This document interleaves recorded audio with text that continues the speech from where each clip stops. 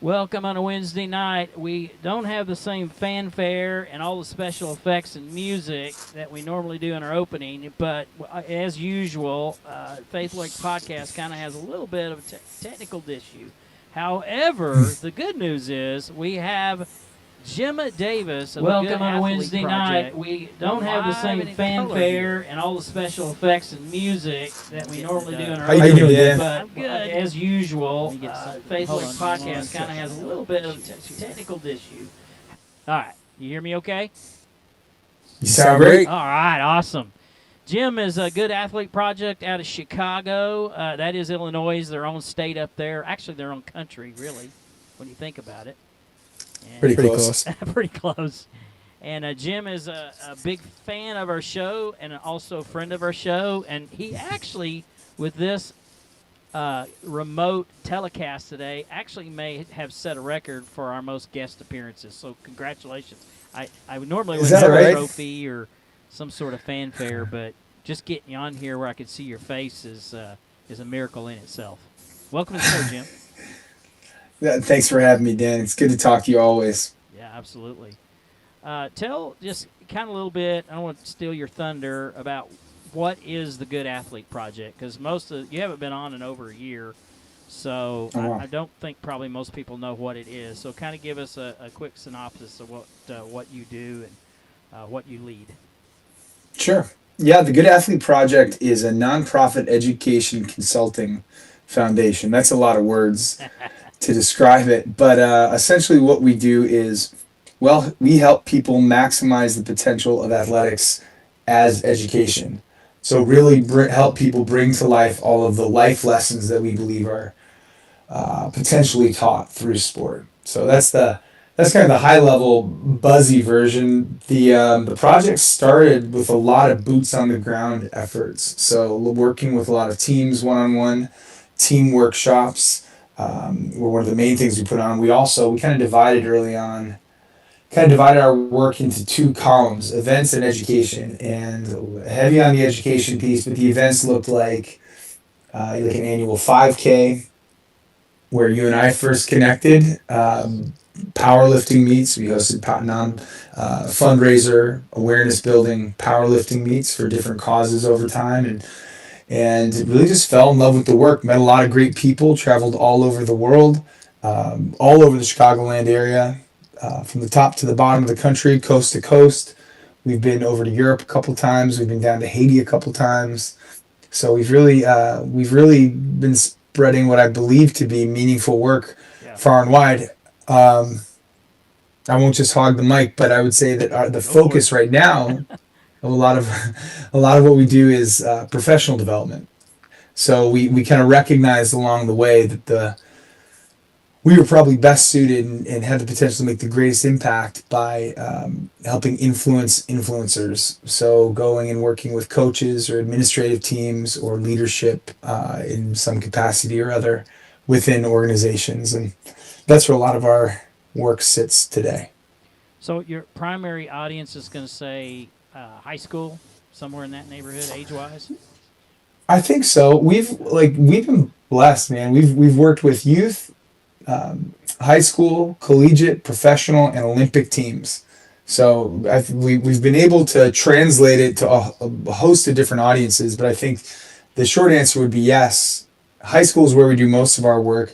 And it's interesting because I think what we've recognized that the high school athlete sits in the perfect position where they really identify with their sport. They've become really committed to it. Most of the people we're all still trying to find our niche, I guess, but a lot of high school athletes think they've found it, or they're at least aimed in a particular direction.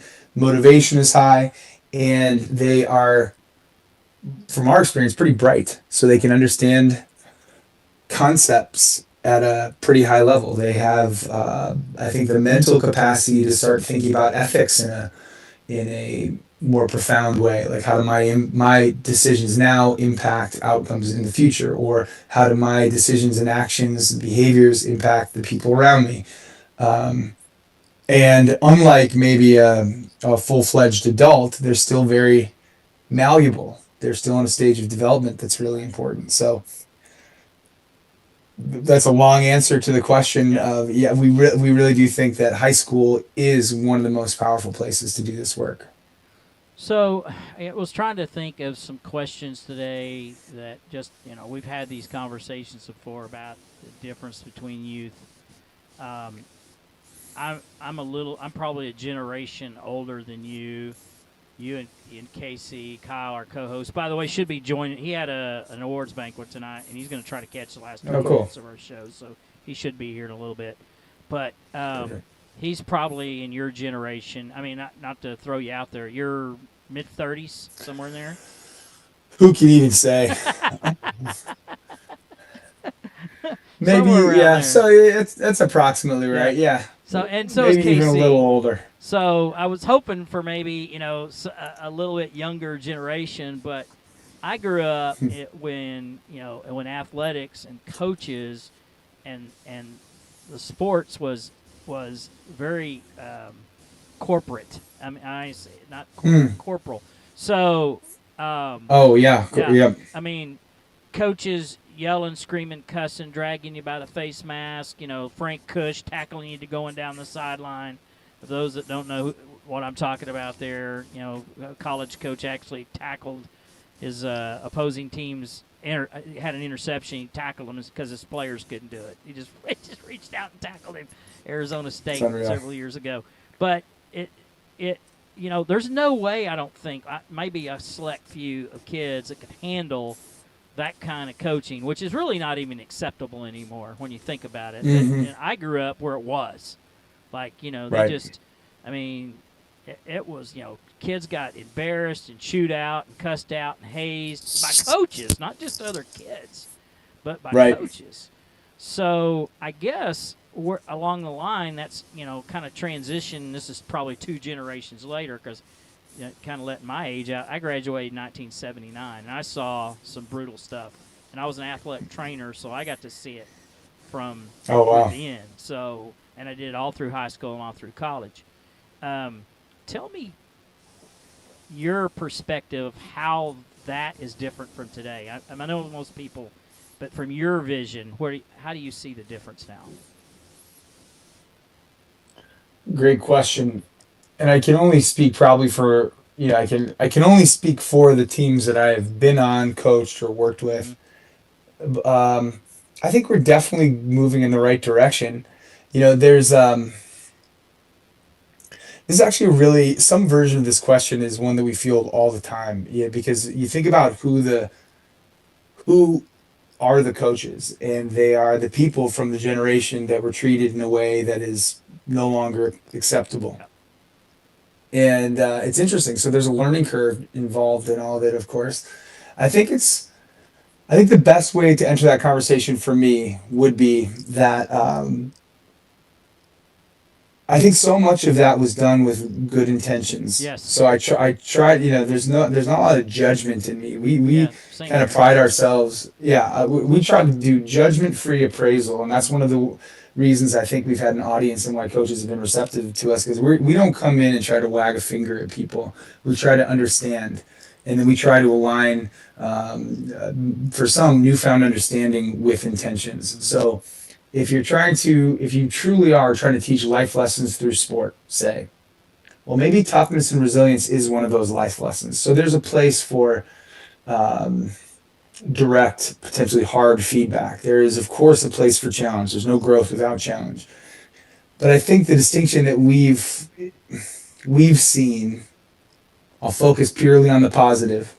The distinction that we've seen is the creation of safe spaces. And I say that to be provocative in a way, because a lot of people push back or bristle at that idea of a safe space. So just for the way we refer to it is like there's a difference between a safe space and a soft space. And I think some folks would say when they hear the term safe space, they think of a soft space. I of course don't. A soft space would be absent of challenge, and I have no interest in that. I don't think that anyone we work with does. That doesn't. Absent of challenge is just that's overindulgence. That is that doesn't work for anyone ever. So we're not talking about soft spaces, but we are talking about safe spaces. What does that mean? It means a space where someone can be physically and psychologically safe enough to challenge themselves, if nothing else. So if you want someone to, I'm imagining a weight room, which is a perfect example of it. You want someone to put a 500-pound barbell on their back and go for it, try it. They've never done it before. Yeah. Well, that space should be safe enough for them to try, potentially even come up short, and know that that thing is not going to crush them. No. And that they won't be laughed at and ridiculed if they don't get it or whatever. So otherwise, what you find, if you don't have a space that's safe enough to try and fail and then step back up to the barbell again down the road, you find people doing one of two things. The most likely scenario is that they become hesitant and fearful and don't want to compete. In fact, I can't tell you how many people I've heard, I've witnessed say, like, well, that kid's lazy. Yeah. Well, that kid's not lazy. That kid might just be a little bit afraid. Scared. You know, so maybe they would try if we created a better opportunity for them to try within. The other is just anxious compliance. And I think that sadly is the outcome. Well, I know a lot of, again, I'm not going to speak for anyone, but we certainly have seen this profile where someone goes through their athletic career as compliant as they can possibly be, and then has on the other side has a negative association with the sport, whatever it might be, or worse still, spends their entire post-athletic life trying to fill some void or scratch some itch that never happened for them too while high of playing. expectation from parental guidance or Parents coaches? are a massive factor. Yeah. Yeah. So that's a great point too. Coaches are a massive influence, but any mentor in the environment is influencing the athletic experience. So And yeah, I mean, yeah, you gotta push people. You gotta challenge people. absolutely. And kind of one of the reasons I wanted to visit with you, and I had this conversation with you a few weeks ago when we saw each other, is I'm a person who, if we have failures within our organization, I want to fix it. I just don't. I want to. Mm-hmm. I know there's failures, and I challenge our team to fail. I mean, if you're not if you're not failing, you're not trying hard enough. So there's always going to be failures. We, for the last several years, have gone into a national setting where a lot of stuff's on the line. I mean, there's national championships and American records, and I feel that our preparation. And I've coached some world-class athletes, and I've competed on that stage as well.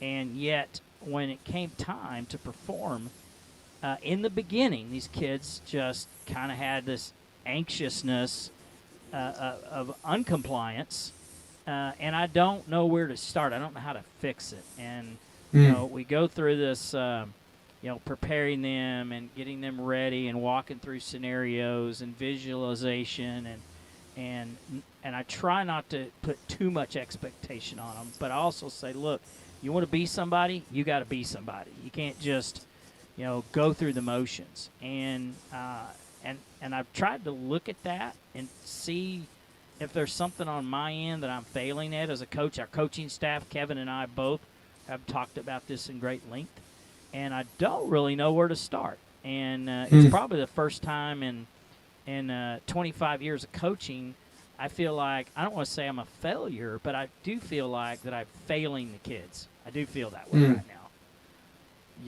What? Yeah. Got any any thoughts or feedback on that, or what we could do differently with the kids? I do. My first bit of feedback is that you're not a failure. That's one. Wow. And that's a real bit, because I think self-talk plays a role in whatever the remedy for these anxious performance moments are. So I think, one thing that we do is a very practical piece of direction that we give people is avoid polarization. Meaning, like, it's not necessarily good or bad. It's not necessarily a success or a failure. And the cool thing about training for strength especially is it's all training. So if you put 500 pounds on your back and you give it your best, then you are adapting. You're Right. creating an adaptation. You will get stronger just from the attempt if you actually give it your full effort. So with that, like, to even reframe that as a failure, if I were to look at an athlete attempting that same movement, I'd say I would assess technique, I would assess approach, I would assess all the things that were under their control. But I would say, and you made it 75% through the movement, and you're probably going to get stronger from that. Now, I would then probably, very, very practical, I'd probably then shift that athlete out of the rack and either have them do some plyos, some jumps, some speed work from a squat position, or put them back into the rack with a lighter load and have them finish on a win. But the whole idea being, we're just training here. Yeah. And I think to frame it all as training has been a helpful thing for us. I think you're right. I think I would say that you're not alone in this. Also, I think the landscape is shifting constantly. I think there's not a question in most people's minds that early introduction to screens and social media and an overload of social comparison is having an impact on states of anxiety, relative anxiety, at least to previous generations. So this might be the demographic of teens right now. Right. So that would be, that just adds more understanding to it. It all fits in, though, Dan, to a concept that actually, funny enough, we started to name it maybe 2 years ago down in Oklahoma City, competing at that same meet. This concept of steadiness, because I think we saw a lot of the things that you're seeing, and it was essentially this idea that we shifted our mindset as coaches to a place where our task is to train well, develop talent and strength and all of these things, and then also train the ability to present the talent that we've built. And what we noticed was there were two types of athlete who weren't hitting the numbers we thought that they should hit. One was the sort of athlete, this is easily understandable as a visual, who, if they were, let's just use the squat, continue to use the squat as a metaphor. If they're squatting and they get a little shaky on the lower half, their knees start to shift or whatever it might be, and they lose stability, then the lift is not impossible, but they've created a much tougher road to ascend or get back up to the top of the squat because of the lack of stability in the lower half or the top half, if the chest begins to roll or whatever it might be. So physical stability in order to present talent and all the strength was an obvious one. The other thing we saw was the athletes we had who were more focused on other athletes. Like they would go to, how you post the flights on the wall and it's got everyone's opening lifts and things like that. And the athletes who kept going back to the wall and checking the numbers and seeing where they might fall in their weight class, or constantly scanning the audience and seeing where their friends were, essentially the psychological instability, they too had to get steady or become stable in a different way. So and that's the balance that we keep trying to strike: physical and psychological stability, so that in the moment one is asked to perform, they can let their full talent shine. So we don't generally have any instability in our lifters with the issues we're running into. It's more or less it's mental breakdown. It's not waiting for the commands, or not hitting depth, or not locking their knees. And we drill that. I mean, it's like, and we never allow our lifters to move forward with their weights until they perfected the one they're at. If you're high on your squats this week, guess what? You're going to do the same weight next week or less until you hit depth. If I feel like they're getting, especially on bench press, they beat the press, and they do a lot, beat the pause. And I'll hold a longer pause down there till, you're going to wait till I say press until you get it. Same thing with rack calls. But it just seems like there's a mental breakdown there, lack of focus, call it what you want. We had a kid that at Nationals had, he lifted in the junior, freshman, sophomore class. He more than capable of finishing the top three, but just for the weight that he had to pull to get into third, he couldn't even get off the ground, yet he had tripled it the week before. And no weight loss. Wow. And then he comes back the week after. His dad sends me a video. He did that triple that he missed a single at the meet. And he goes, I don't understand why he didn't do it at the meet. And I go, you got me. I don't know why he couldn't Yeah. do it either, other than the pressure got to him. Mm-hmm. It just seems like every year we have at least one person that does this, and that kind of stuff just drives me nuts. To me, that sounds yeah, and I've been there. I get that completely. I mean, part of me wants to look into the physiology of it. You know, like did he just not have deadlift, especially? You know, if the nervous system is taxed, maybe you don't get that thing moving the way you would if you were well rested, or who knows what it might be. Good point. But I would put that, and now I'm just attaching my own words to it, but I would shift that, the breakdown that you refer to, I would think of that kind of as an instability, if only in the sense that something, you talk about focus. If there's a singular focus and the lifter is not encumbered or like not feeling the effects of external expectations or anything in the crowd or whatever it might be, then there should not be a limitation to their talent being able to present.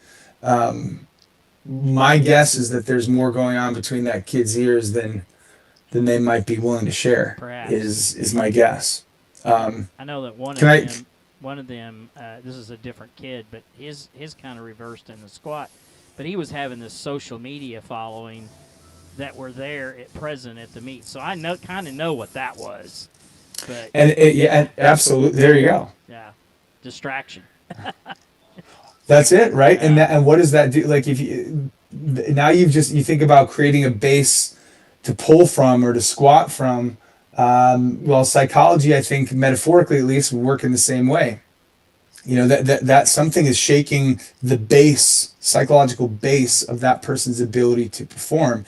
If they're looking at their social media following and checking the room and checking their feed when they're supposed to be locked into the moment, yes. They wouldn't have full access to their abilities. You know, it's not that the ability is not there. It's not that the training wasn't good or anything like that. But if they can't present it in the moment, then that's usually what happens. Could I talk about something called the proof distinction? Absolutely.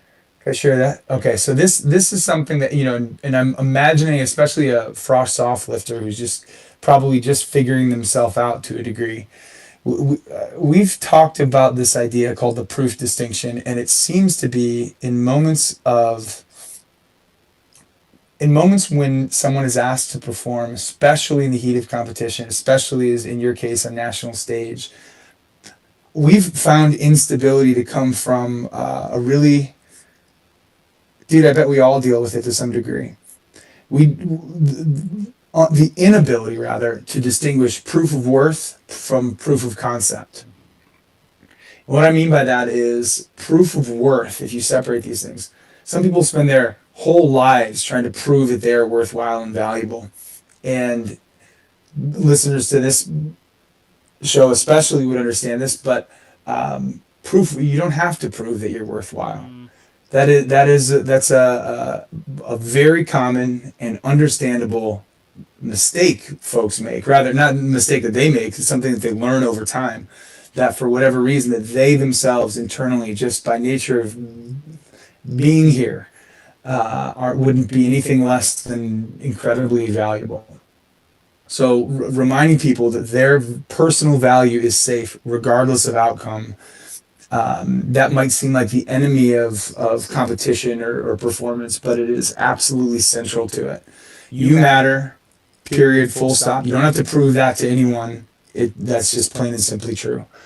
And what that has the potential to do is relieve someone to jump into that other category, proof of concept. So proof of concept is different. Like you do have to prove your concepts in the real world. If you have a training program that you think is effective, then you put it into play, see if it works, measure. If it doesn't work, you adjust and you keep progressing forward. But you have to prove that this concept might be effective. So we break those two things apart. And if you do not distinguish between the two, probably the most common performance inhibitor is that we find people with this inner dialogue that's either running front of mind or subconsciously, but they can call it up in interviews. is like, if I don't get this lift, or if I strike out here, or whatever it might be, that I, like the full you, is somehow less valuable. And I'm like getting an emotion even just thinking about it, because the idea that any of us would tie our personal worth into our batting average, or total at a meet, is just faulty thinking. It's understandable, but it's faulty. Um, yeah, I don't know. I want to keep going on that, if only because, like, Go, man. That's what we're here okay. for. Well, so it's, and then because what you see oftentimes is people who reach the pinnacle of success, even athletically, or maybe they've got just an incredibly deep bank account and a yacht, or whatever it might be. So they've proven concept to some degree, this through external means, and it feels hollow. All that success can feel hollow. So proof of concept without a true felt recognition of proof of worth is kind of an empty feeling. Now, the human condition is such that proof of worth is good and essential, and probably the starting place, but people do want to go out into the world and be challenged and accomplish things, and whatever. So if you can distinguish them for sake of understanding, work on them both independently, and ultimately tie them back together, now you're in a place where you can truly empower someone. You are inherently valuable, and there's no questioning that. And you went out into the world and tried these things, and you stumbled a couple times, you got back on your feet, and you kept going, and did everything that you could, and you succeeded in these ways. Now you bring them both together, and now you've got empowerment and fulfillment. And that's life-changing. That's the life lesson that people, when you say life lessons through sport, that's what people are essentially alluding to, whether they recognize it or not. That I'm probably going to get a little too personal, but that kind of fits along the line. I've been going through some professional changes in the last several months. My company decided to restructure ownership, and my position with their company got eliminated. Just, you're. I'm sorry. Well, it's okay. I mean, look, I still have a job. The thing I worked really hard for all these years, which is having relationships with people and being in a leadership role, has kind of ceased to exist. But lost 40% of my income. But the good news is I'm still employed, and thankfully my wife and I have always been sensible with the way we manage our finances. So we're going to be fine. But I'm having emptiness now of not being able to be in that leadership role in business. I mean, I'm still there with our mentoring program and through our church, and I still have, and maybe this is an opportunity for me to shift that focus. But I do understand that emptiness you're talking about, where, that worth part kind of you get hollow. You get like, and none of it was based on what I was told was because of my abilities or successes. Right. It was just economics. But it still doesn't mean that you don't think about it. You don't have those doubts that. Of course. And part of me says, do I seek employment elsewhere and get into the role that I feel like I was called to do, or do I just kind of weather it out? Because I'm kind of too old to start over. I mean, you're never too old to start over, but I understand that. Yeah. So I just maybe this puts me in more of a position to understand more what some of these kids go through sometimes, and I've always felt I've had a pretty good grasp on it, but failure can come. I want to call it failure, but setbacks can come in many forms. I mean, they're just It could be personal, professional, relationship, and I thrive on having the relationships. That's just something that's where my DNA is. And when you don't have that anymore, you kind of feel like, what am I supposed to do now? Right. So. Well, I'll start, but I'm sorry you're having to deal with that. Thank you. Well, and you're strong, and you will get through it, and there's zero doubt in my mind about that. But that doesn't mean that it's not tough to go through. Yep.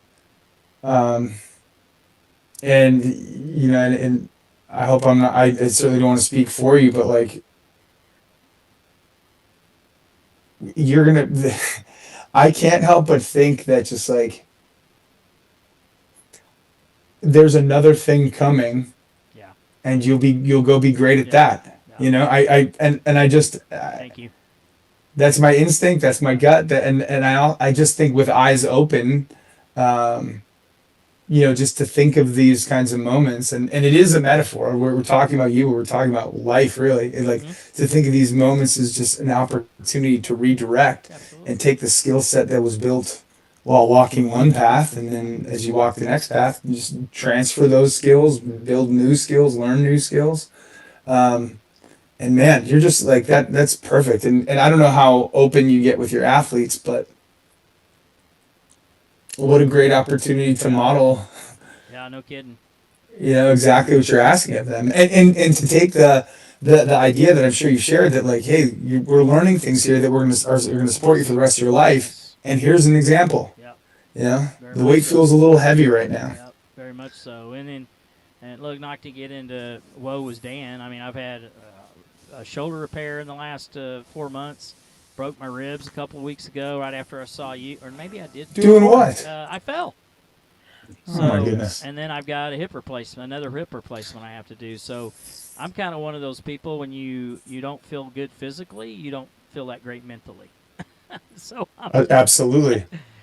but And when you say one of those people, I think that's how people are for yeah, sure. yeah, and but look, I've maintained for years. I like change because I think change gives you opportunities. Some people look at it as hindrance. Oh my gosh, there's change. They fall apart or they don't handle it well. I've always accepted change, and Mm, this gives me an opportunity to prove that because now it's mm, change going opposite of where I've used to change being, which is promotions and things that change in a good way, mm-hmm.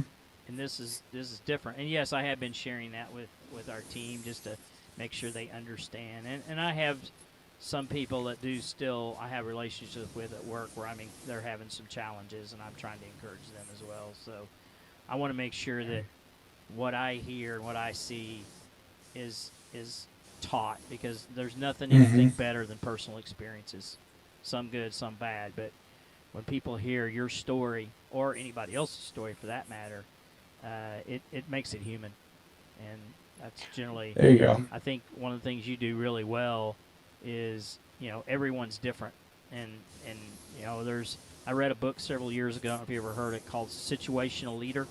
Have you ever heard of it No, before? that's not. It's real. You got to pick it up and check it out. It's a really simple read, and it talks about how especially when you're in a leadership role, you have high task and you have high relationship, and what you want is to get to the point where you have this relationship that's low task, but there's kind of figure eights to it. So you're going to be high relationship, low task, and you're going to be high task, low relationship, and it's going to kind of bounce in between. But eventually, Mm-hmm. you want to have that high relationship with somebody where your training's been done. Now you're just an advisor or a mentor. And Mm-hmm. I think that book is some of the people that I've had read it. And I learned this from one of my original mentors. It changed my life. But Mm. everybody's situational, just like the same thing that you would do in coaching or mentoring. Might not be the same thing you do for somebody else.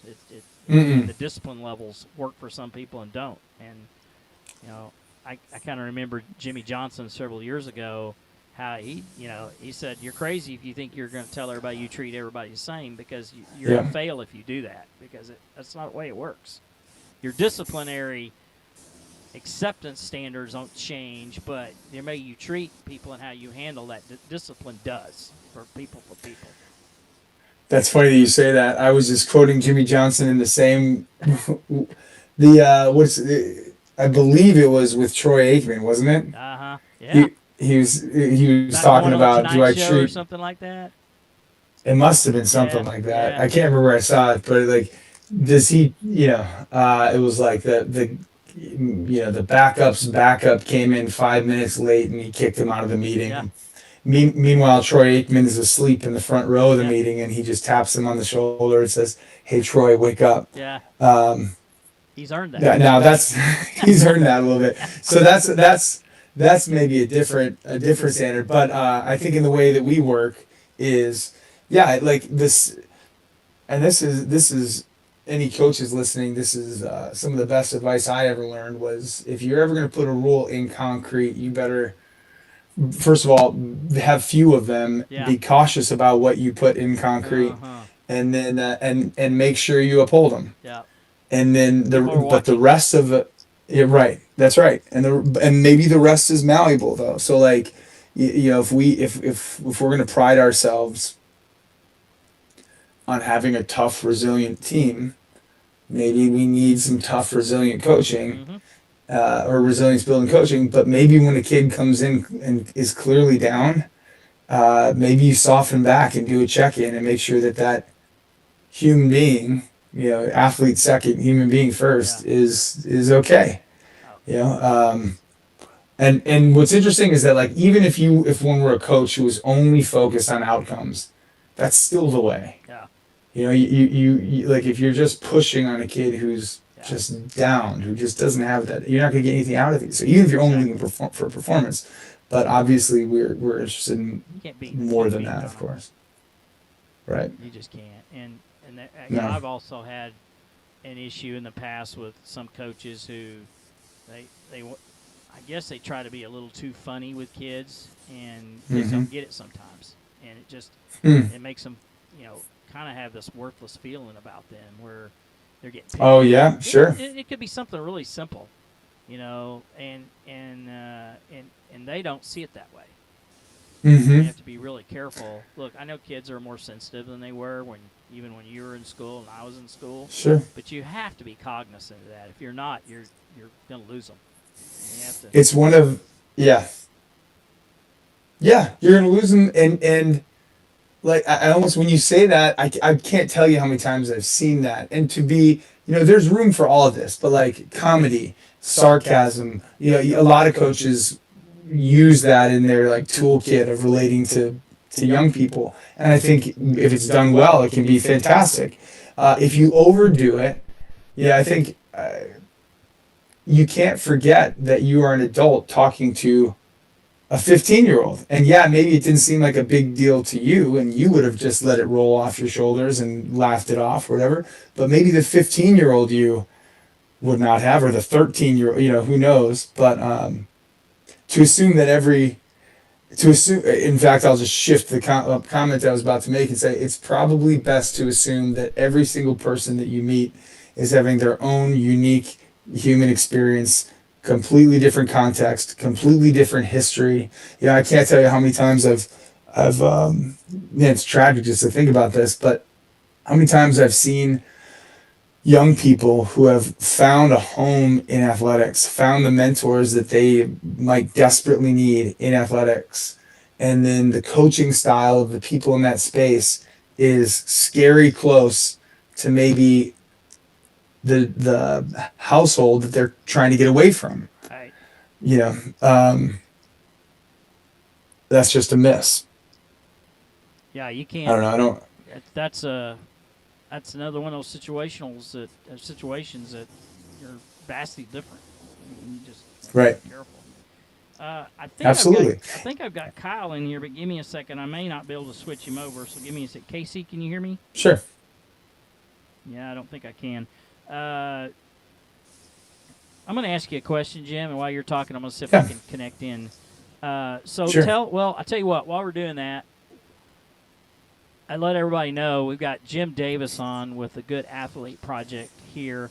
Why don't you tell them a little bit about your credentials and your team and what you've been going through, and update everybody on how Nationals went for you a few weeks ago, please. I can do that. Yeah. Happy to do that. So I'll start my background, credentials, and our team, and that'll be a fun story to tell. So my credentials, I played 16 seasons of football. I played what could loosely be termed as professional football, just because I got a paycheck to play. But not in the NFL. I played in the Arena League, and then I spent a few seasons over in Europe playing in both Ireland and in Spain, and had like the time of my life. I had a blast. After my playing career, shifted to coaching, created some incredibly meaningful moments and times and relationships through that effort. I coached football for a while, for a good long time, and I also started a strength program at New Trier High School, just north of Chicago. It's a big school, 4,000 students. More than half of them play sports, and we've developed a program where almost all of those athletes will be involved in strength training. So it's a pretty special thing. We see about 2,000 visits a week. We have a great staff of people, very supportive athletic department in school, and we're incredibly lucky. While building all of that, I went back to school a couple times. So I went back to Northwestern University, which is also just north of Chicago. And then eventually I went off to Harvard University, where I studied human development and psychology.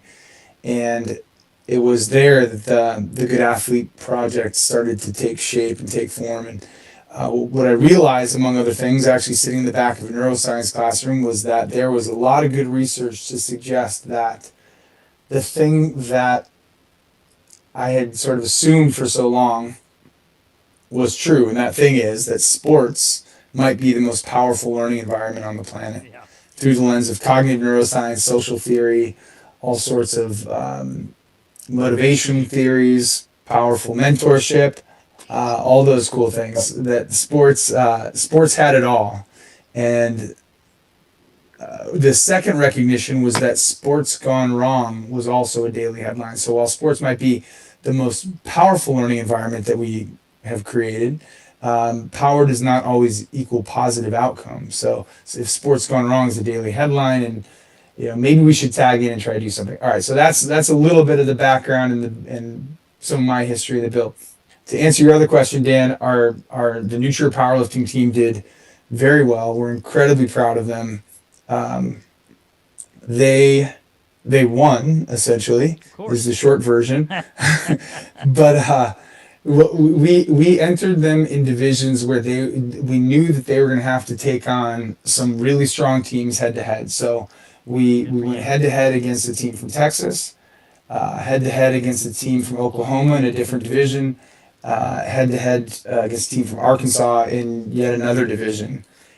Because if we came out of this meet with a trophy, we wanted to make sure that we had earned it. So we took a big group. We took about 25 athletes, got them on a plane, flew them down to Oklahoma, fed them some good local food, some barbecue, and they lifted like champs. They did great.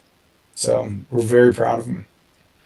Give me 1 second here. I'm going to see if I can pull Casey in. I got his video. I don't know if I have his audio or not. Keep talking there for a second. Can you hear me? Hold on a second. I got there he is. Thing to do. Let's see here. What am I missing? You're echoing. Do you have your headphones on? You have your headphones on? Can you hear me? I don't have headphones on. Can you put headphones in? I think that's why we're echoing. Possibly, yeah. We can make that happen. You hear echo on Sorry, the other side? Here we go again, everybody. Me trying to figure it out live. Jim, are you here? Figure it out live. Are you here? Yes, Echo we'll do it live. Casey. What? I am not getting an echo. Okay, well, we'll just... Do you hear it, Casey? You hear No. Echo? Oh, we'll just go with it. I can make do. Here we go. All right, bringing him in All right, now. we're back. There he is. How about that? Listen, this is straight from Mustang Central Middle School. Not like I just came back, helping where I can help out and all that. So that's what I do. So sorry about my late arrival. Yeah, today, you're good. everybody. I'm in shock that not only did we get one, but we got two at the same time. Two. And it's working. So there's a setting on my end, and it may be also on your end, because when I was doing the tutorial, it says whoever's on the other end absolutely has to have earphones on or we'll get an echo. So it's probably there too. But we'll figure that out next time. Gosh, I know you kind of caught, we're well into it, and we talked a little bit about just the generational differences in kids and and how to handle failures and things like that. But do you have anything in particular you want to ask Jim while we have him here?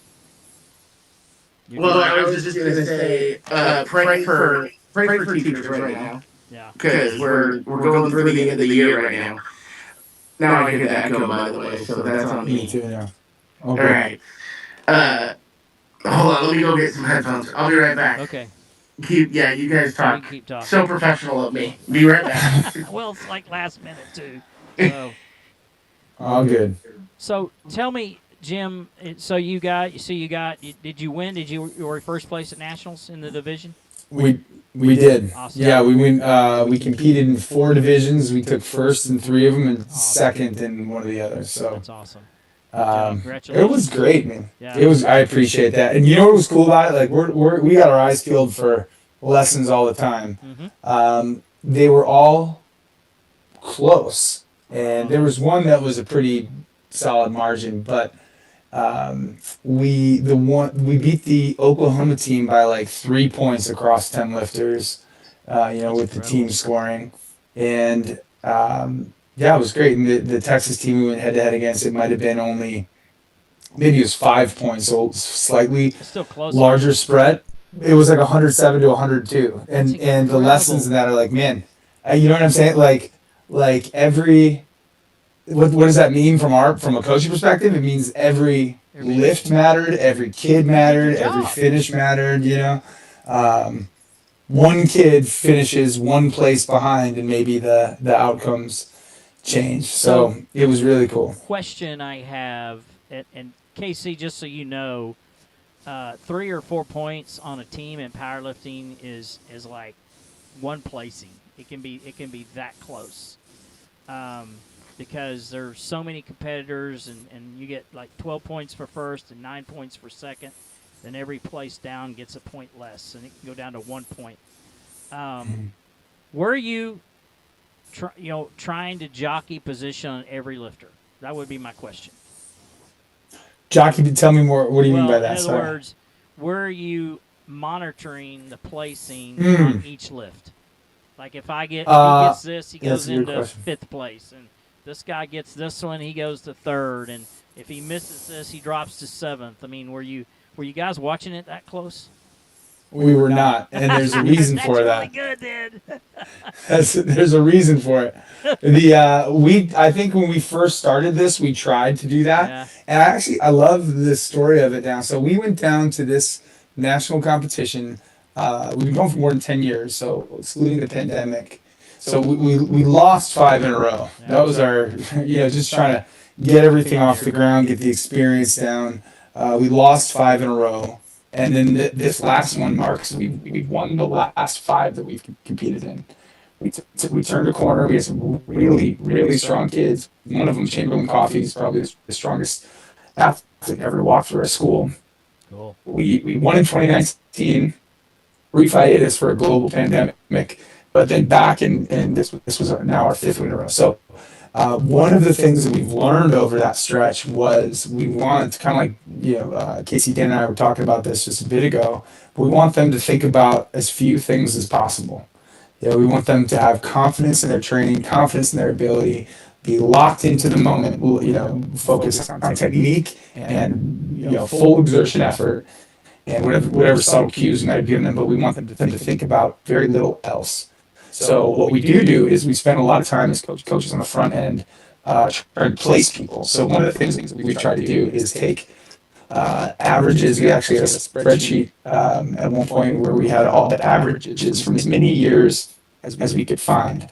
We took the averages of the top 3 finishers and the average totals of the top 3 finishers by weight class, and essentially said, if you want to join us on this trip, Gotta qualify. this is you got to be exactly like an in-house qualification, and then we wanted to spread the wealth a little bit, and I think that's the strength of our roster is range. It's kind of an eye-opening experience to go down there and see some of our kids have allow some of our kids to witness an 800-pound squat attempt from some big, strong dude from Texas, I think is where this one came from. We don't have a lot of those, but we have a lot of really diligent workers, people who are willing to show up every day and put a lot of effort and work on their technique over a wide range. So we won't double up in many weight classes. So we give ourselves a scoring opportunity pretty regularly, trying to not have athletes fight for the same points. So we do as much thinking on the front end as we can, so that in the moment, on the day of the meet, we can just let loose and enjoy you're it. basically paying more attention to maximizing each lifter's lift than you are trying to jockey for position, sounds like, which is a good strategy.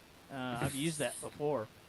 Um, but to finish ahead and not really pay attention to each placing and finish 2, 3, 4, 5 points ahead is like just that's really good coaching, Jim. I mean, that's just I appreciate it. maximizing. If you ever want to learn the art of the other side of it, which I feel like I'm one of the, and I'm being a little bit unhumble here, but I do feel like I'm one of the best in the world at calculating positions with teams that have, a lot of lifters. And and I learned that from the late great Mike Licciardi. He was multi-time coach of the year for NASA. He was former junior world coach for the IPF. He also was a former collegiate head coach at Gulf Coast University. Actually, upstarted the whole program there back in I think the early 2000s. They started powerlifting, took several teams to the collegiate nationals. But he was a master at getting extra points out of people that you didn't think he was going to get.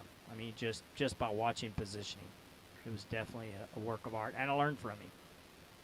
Definitely learning, and I learned. I mean, he taught me a couple of lessons that I will never forget. So, he was one of my. I call him the coach's coach because he also was my powerlifting coach. So, we all got to start somewhere, right? Yeah. Hey, I was gonna Much better, by the way, Casey. Can you hear me now? Much better. Okay. Yeah. One of the things that I liked out of that is just the simplification of when you're trying to coach kids. Like that. I mean, to me, like when I like to liken to it like Chick-fil-A almost. Like just do a few things really well. And I know I've talked about that on the podcast before, but especially with the ones that I am, the kids that I'm dealing with are eighth graders, volleyball, tennis, and basketball, really. But um, when you simplify it for them, it's so important. Like, and they think too much. Like that's what I'm dealing with right now, almost across the board in every sport that I coach. We talked about that I'm earlier. dealing with I'm dealing with overthinking, and then that comes through effort, and it's just it's an interesting time to be a coach. I would say, for sure. Well, Jim was talking earlier about how you can watch his kids, and when they their flights are posted, their orders posted before the meet. If they spend more time, going back and looking at the wall and trying to figure out where they're at, and then looking in the audience and see who's watching them and checking their phones or whatever, then they lose that focus or perspective. And it's interesting you're kind of talking along the same language, basically. Yeah, it's I'm telling you, the list of mental just I don't know, health, I would say, across the board right now is crazy for kids, and it's showing through sports in a major way. Um, it's the last 2 weeks of school right now. We're in the middle of it. I was kind of joking a little bit to pray for teachers. It is Teacher Appreciation Week, so we should be appreciated. Yep. But anyway, like it is wild to see some of the things that these kids are going through. And so anybody that is taking the time, I know all three of us, like I think it's okay to pat ourselves on the back here and just try whatever little way that we can to be that influence to help. And you guys are certainly doing it for sure. Jim, you're sideways. I was wondering. I tried to fix. How's my audio right now? Your Too? audio's great. Your audio's better. Yeah. Okay, good. Yeah, you just went. You went. Well, let's see. This is back in or no? That's it. Well, Oh, now you're good. yeah. I think you're good. Yeah. All right, we'll go with this. Okay, gotcha. So, Okay. getting into your, what do you do during the summer? Do you work with the kids? Do you do your traveling with Good Athlete Project? What do you got planned ahead? That's a good question. Am I echoing? I got another question. Nope. Oh, good. Okay. Well, we run summer camps at New Trier, so we'll have athletes going all day from 8 a.m. until probably 3:34 in the afternoon. That's for high school athletes. We run a youth camp beside it. We have 3 sessions there. And then on the Good Athlete Project side of things, the upcoming events we have a 5K in June. That's part of our Team Embrace campaign.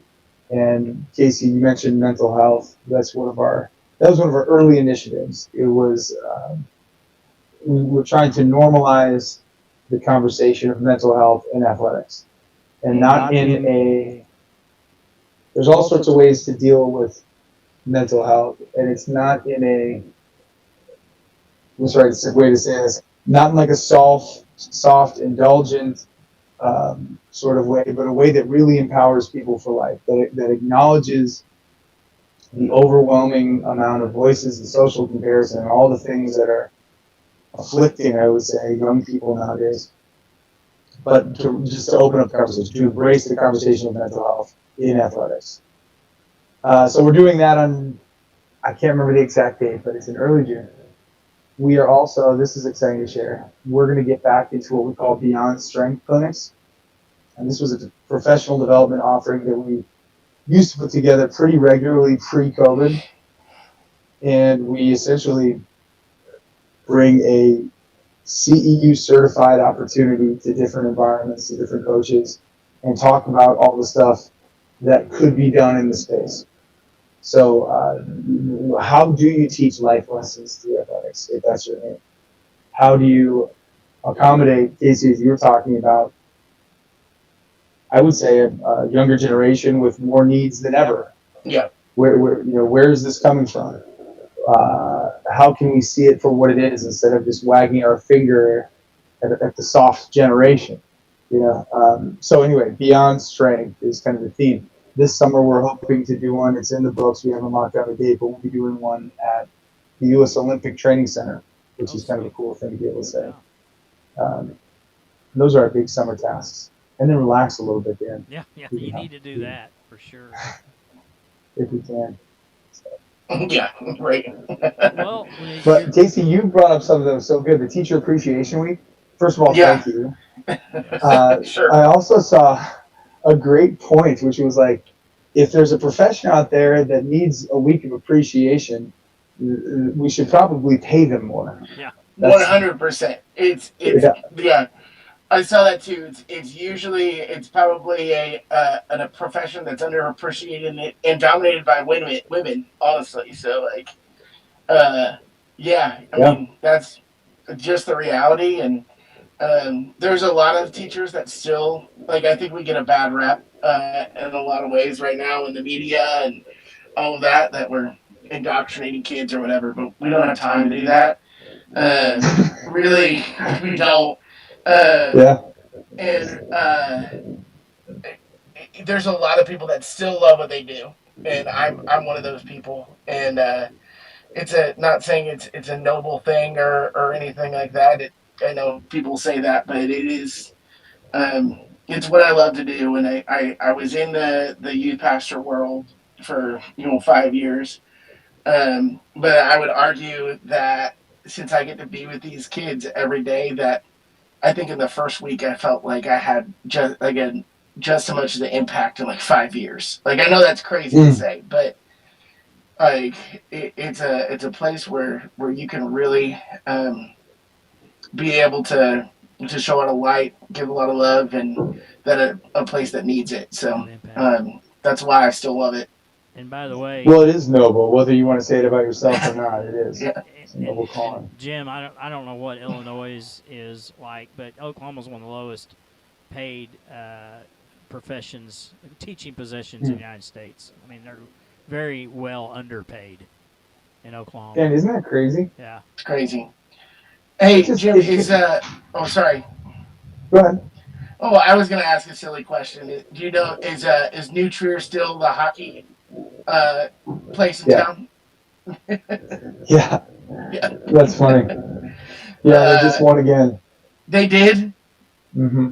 Of course they did. I think I've told this story before last time. It might have been, but I grew up in Geneva, and we had a team. I think we maybe had 12 kids on our team go up against Big Bad New Trier back in the day. It was like David versus Goliath, and we found a way to win. It was amazing. one of my favorite high school moments. I think one of my best friends was the goalie on the team. So every time I think of New Trier, I'm like, they're dominant in hockey, but we got them 1 year back in 2007. So that's right. It's been a long time. It counts. Yeah. You can't take it off the record. No, it's still a banner that's in the building. So I had to ask that question. No, of course, man. Good for you. I'm gonna bring that up if I see him walking the halls. It's from ever 2007. Jim, are you a Bears fan? I'm a Bears fan, sir. You are? Sorry, man. So's KC. I know. Yeah, I mean, I'm a Cowboys growing up fan. there, You guys got more hope than I have right now. So. Hey, you got George Pickens. I don't know what you're talking about. They made a good move down there today. Yeah. In Dallas.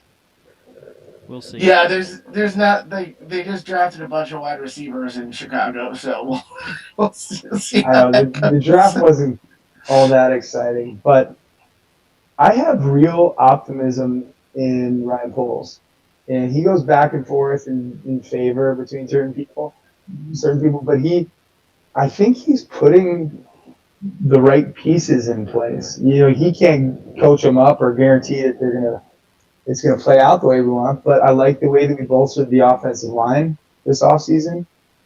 We got experience there. I'm optimistic. Well, I mean, you got to think so. They finally made they've always been trying to zag with their coaching moves. It feels like since I've been a fan, and Ben Johnson was the hire, and they got him. Best so hire in the NFL last year, in my opinion. Yep. So that should be interesting I'm for excited. sure. I'm excited. I want to go back to, if you don't mind, that idea of relieving anxiety. That's when my audio was going a little haywire. Okay. If that's all right. But yeah, absolutely. Casey, I heard you mention something. I think you were applauding it. This approach of like trying to have as little on the athlete's plate as possible in the moment, the Chick-fil-A example. Yeah. I think in the moment of competition, like the more I think about it, the more appropriate that is, especially for younger athletes. Yeah, it's have you ever heard of the inverted U theory? I have not. Dan, is that a familiar concept? It's not either. No. I'm going to see if I've got a drawing of it here. I'll send you something. It's essentially this idea. You might have to draw it with words here. Use your words. I'm going to try that. All right, so if you imagine a graph, and on one side of the graph, it's mapping performance, vertical. Okay. And then horizontally, it's activation, or nervous system arousal. There's this idea that if you draw a picture just like a little hill or an inverted U turned over, that you can identify a range of activation within which performance is at its peak. Does that make sense? Yeah. So like if you are appropriately activated, then you can perform at a high level. And if you can imagine this curve, if you're just getting out of bed in the morning and you're on the very low end of the curve to one side, you're probably not going to be able to perform at your best level. Your nervous system is still waking up. And then once you cross the peak of this curve and start to go down the other side, now you're talking about being maybe overstimulated, overwhelmed. You keep going, and you might find a kid having a panic attack or something like that. They're overstimulated. And I can't help but think that this might be dumbing it down a bit, but the amount of stimulation that's coming in, whether it's through social media or who knows what, or literally the freaking energy drinks that people drink like water these days. Yeah. I have to imagine that people are on the far side of that curve more often than they should be. That's And a good analogy. yeah, so can you picture that? I mean, I can. It was an important one for me, Dan, because I think in my early coaching days, I was under the assumption that more intensity was better. Yeah. As in a kind of an absolute way. Yeah, definitely. But if they're already overstimulated, that is the exact wrong coaching decision. Well, I mean, back in my early powerlifting career, everybody just went crazy, right? Yelling, screaming, banging the bar, hitting stuff, getting slapped on the back, ammonia, all that stuff. And it's like you're wiping yourself out. And finally learned that, like, why don't you just control that for the lift? Use all that energy to control the lifting aspect instead of all the show that goes along with it. And it's kind of the same thing with show is different. Good call. Yeah, I mean it's different, but it's channeled because now everybody's distracted with, well, they drink the energy drinks and they're more worried about what's going on Instagram or TikTok or whatever. It's just shifted, but it's the same thing. It's the same pattern. Mm-hmm. And that's a good point. No, I like. There's a little bit of performative intensity that comes along with it sometimes too, and I don't know. Have fun with it. I'm not judgmental of that at all. But I do think, and when we run powerlifting meets, whenever we're involved in that, we mention this. But if sports teach life lessons, and powerlifting is a sport that absolutely can, let's try to use tools and onboard tools that will actually translate to life. I'm assuming, Dan, that you've never gone into a board meeting and had a friend smack you across the face to get you ready for that board meeting. Yeah. You have to find it internally and direct it intentionally, that energy. Maybe eventually in the middle of it to get that slow build. Just kidding. That's right. No. To prove a point. Yeah, just to prove a point. Let's see. I had another question and I'm going blank. I did have written down in my notes that, and look, I'm just kind of grasping for straws, but I would love for you and I to do some sort of joint collaborative event at some point in time somewhere down the road. Since I'm going to probably have more time on my hands, we need to figure out how we can do that somehow. Yeah. I'm on board. Because I've got a facility here. Where we're doing our powerlifting meet gym. That's, there's places along the way. I have a lot of friends between here and Chicago, so it wasn't like we just had to go to Oklahoma City. But I love that. Yeah, I think between what you do and what I like to do, I think we could get. I think it would be really cool for some kids to experience that. There's something there, man. I agree. I come down to Oklahoma City, I think, as much as anyone who's not from Oklahoma City these days. And usually it's just quick pop in, pop out. But yeah, I would love to do something down there. Or up here, or like you said, anywhere in between. I think it makes sense. It does. We need to kind of have that conversation maybe sometime between now and the next year. And we've got our meet August 2nd, which that's kind of short notice. But maybe we're probably, our gym is going to put another one on in January. I don't know what your schedule looks like for there. Maybe that makes more sense. Do it on a Friday night or something like that. I'm open to that. Yeah. Before the meet. But I like it. We're kind of getting past our time slot, even though we don't really have a time slot. But Jim, anything you want to add before we let you go? No. I appreciate you guys having me on. I could, if you say this, is there anything I want to add? Yeah, Dan, I could talk for I know you days. I can. love this stuff. We do too. Um, This almost I know you guys do. should be. It's amazing. Every time we have you on, we always go over. And look, again, we don't.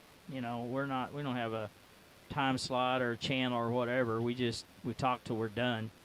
And we're not done, Yeah. but I'm sure you get. Oh, well, tell you what, update Casey and everybody out there about your baby. Well, probably the most meaningful thing in my life happened this year. Yeah. And I had my first child. Her name is Emerson June. We call her Emmy, or Emmy June, or June Bug, depending on the mood.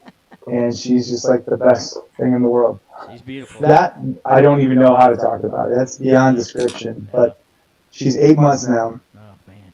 And she has transitioned from a little creature that we have to take care of to like a true member of the family. She knows people, she recognizes people, friends, grandparents, smiles. Yeah. Her personality is very real now. It's not just she smiles when she has gas. She knows what she wants. She knows what she likes. She's the best. Cool, man. Well, I know you're happy, and I know you're fulfilled, and continue prayers for health, and I know you're blessed. So, congratulations, man. I know I've told you already, but I you feel can that see way, how my proud friend. you are, man. You've earned it. I'm grateful. Yep. It's amazing. Well, I'm also grateful for you guys. Thank you. Appreciate it. Thanks for creating something that gets messages like this out to people. It's meaningful. Thanks for taking your time to share with us, and I know you're going to have impact wherever you go. This is Jim Davis, Good Athlete Project, who probably one of the most, and look, I'm not trying to overstimulate everybody what I'm talking about you, Jim, but you're one of the most intelligent guys when it comes to just the well-being of what makes kids tick today. And you take a scientific approach to it, but you also take a human caring approach to it where it matters. And you can apply science all day, but if you don't care about them and you don't apply that emotion into it, you're not going to get very far with it. The science will only take you so far. So good job, man. We appreciate you. Absolutely. I appreciate that, man. All right. Bring more. Jim Davis, Good Athlete Well, Project. thank you, guys. Thank you, Jim, and you have a good night, brother. Absolutely. I look forward to talking again soon. Okay. All right, guys. Casey, hang tight for a second. Okay, you got it.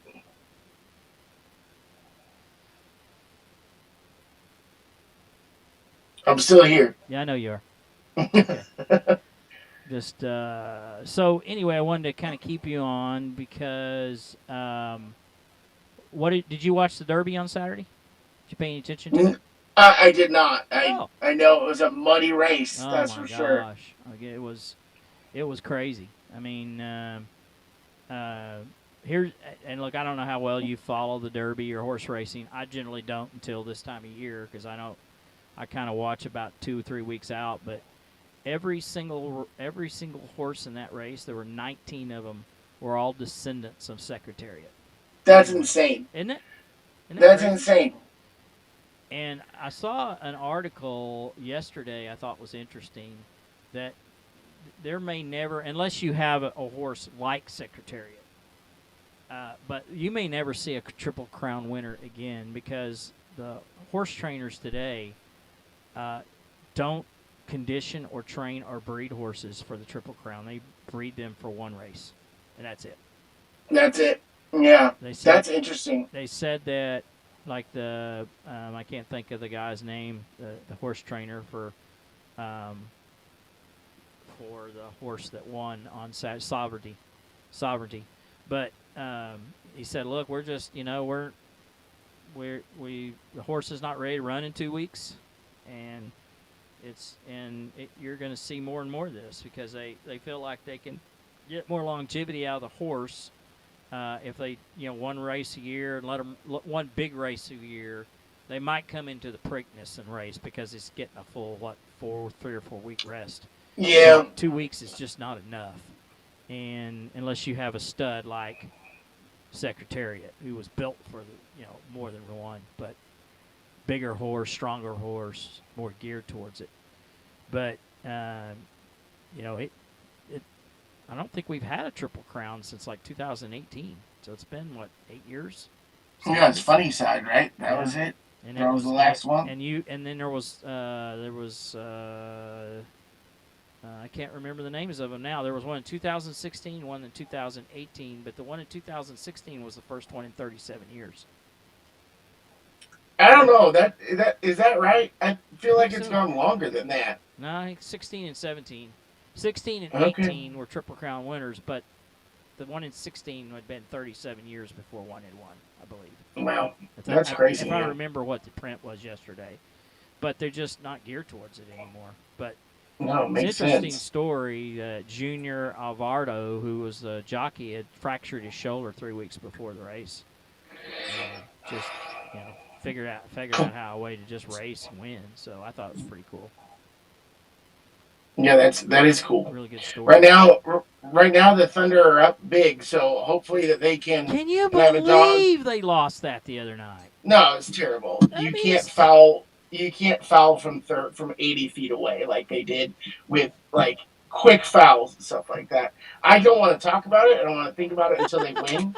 So I'm like, hey, let's go watch the Thunder right now. But yeah, it's going to be interesting. So they are up by 21 right now in the first quarter. They had a really good first quarter as far as what I just saw. There was a stat last night I saw where I don't know.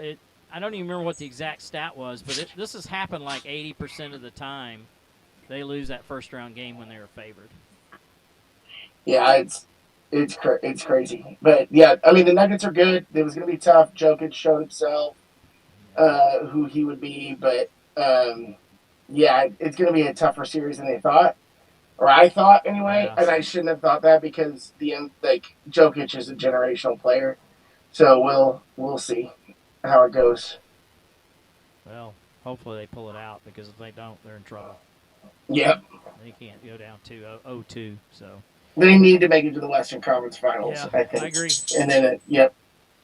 Well, with that thought in mind, I got a quick devotion. I generally don't ever like leaving the show without one. And since it was a Kentucky Derby on Saturday, this is your good friend Chat GPT came up with this. Yeah.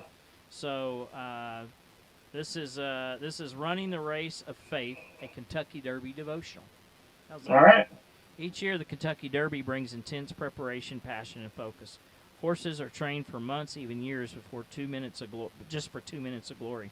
Jockeys learn to pace, steer, and push through the obstacles to cross the finish line. The whole spectacle is about one thing: winning the race. Paul draws on this same imagery in 1 Corinthians.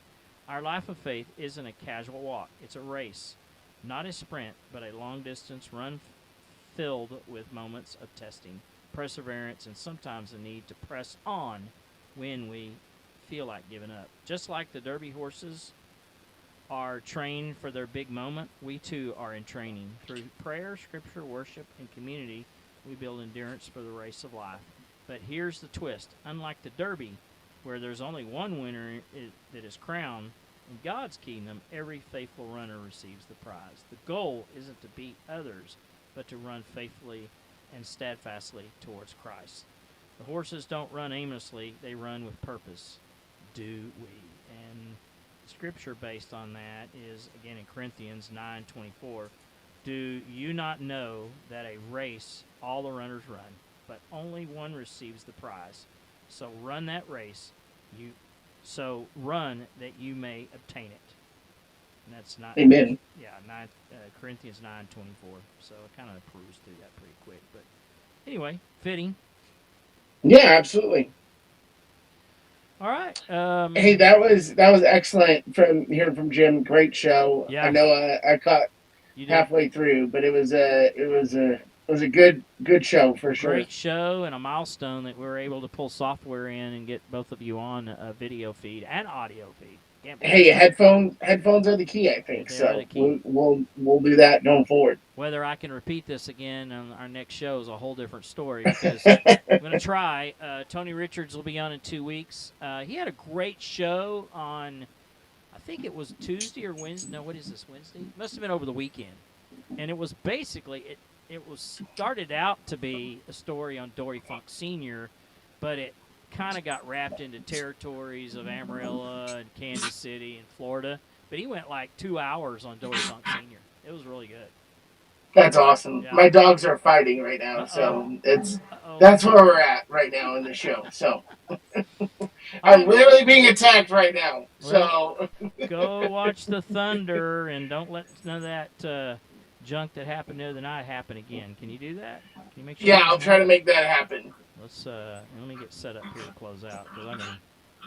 Well, maybe not. Come on, you can do this. Wow. I had it all pulled up and then it just. Dogs are going crazy.